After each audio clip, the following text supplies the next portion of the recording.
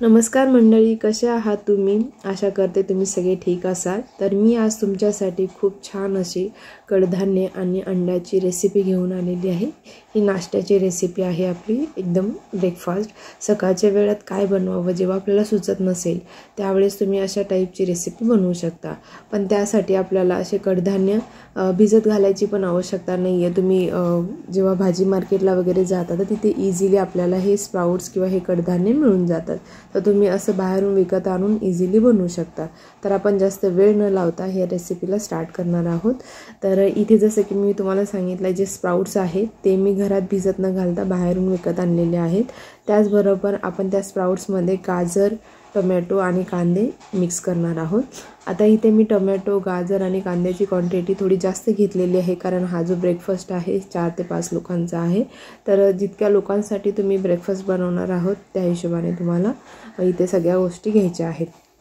आता आपल्याला सुरुवातीला काय करायचं आहे, स्प्राउट्स तुम्ही विकत आणल्यानंतर पाण्यामध्ये ठेवायचे आहेत स्वच्छ करण्यासाठी। त्यानंतर आपण साईडला या सगळ्या भाज्या कट करून घेणार आहोत, जसे की गाजर, टोमॅटो, कांदा हे सगळं आपण कट करून घेणार आहोत। तर इथे आपल्याला कांदा, टोमॅटो, गाजर छान असं बारीक कट करून घ्यायचं आहे। त्याचबरोबर ही जी ब्रेकफास्ट रेसिपी आहे ही तुम्ही जर डाएटवर असाल तर तुम्ही डाएटमध्ये ही रेसिपी यूज करू शकता, खूप हेल्दी आहे। त्याचबरोबर जर तुम्ही एका माणसासाठी बनवत असाल तर आपल्याला सगळ्या गोष्टीची क्वांटिटी कमी घ्यायची आहे। जसे की आपण एक कांदा, एक टोमॅटो यूज करू शकतो आणि गाजर आपण हाफ यूज करू शकतो।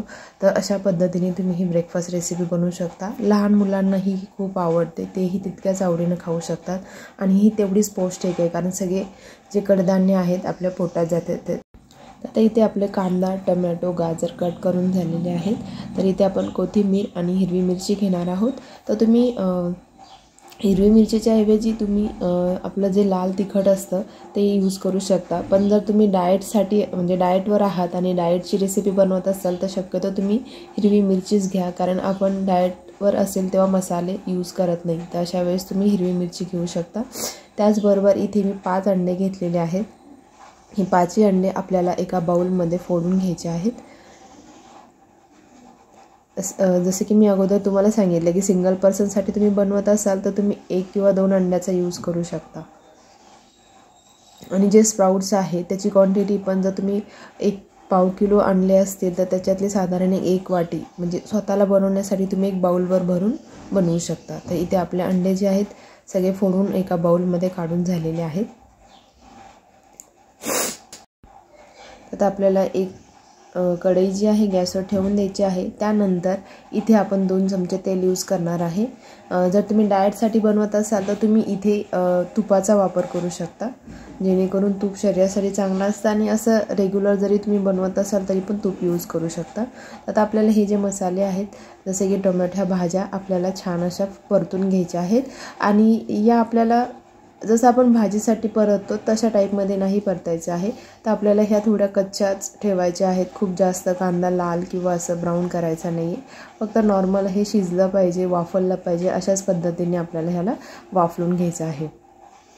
त्यानंतर आपल्याला वरून स्प्राउट्स ॲड करायचे आहेत आणि हे स्प्राउट्स भिजलेले असल्यामुळे ह्याला शिजायला जास्त वेळ लागत नाही, ते वाफेवरती शिजलं जातं।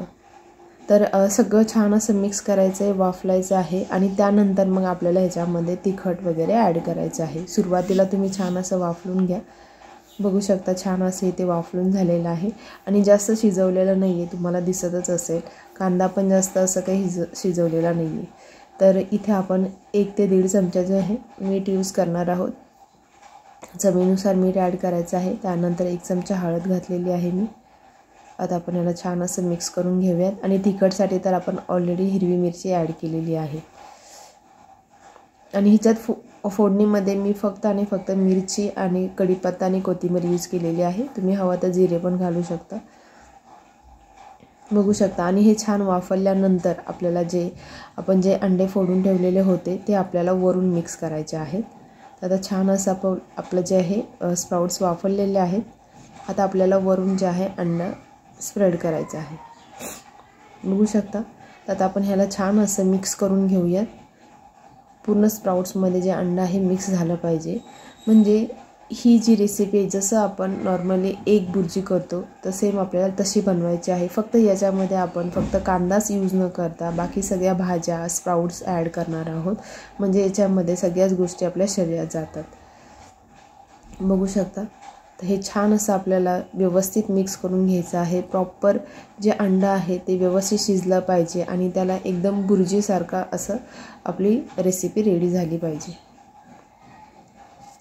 तर इथे बघू शकता सेम जसं आपण अंड्याची बुर्जी करतो तर सेम तशा टाईपमध्ये इथे आपली रेसिपी रेडी झालेली आहे. तर खायला खूप छान लागते. मुलंही खूप आवडीने खातात. घरामध्ये तुम्ही असं एकदम नाश्त्यासाठी झटपट ही रेसिपी बनवू शकता. तर बघू शकता इथे आपली डिश रेडी झालेली आहे.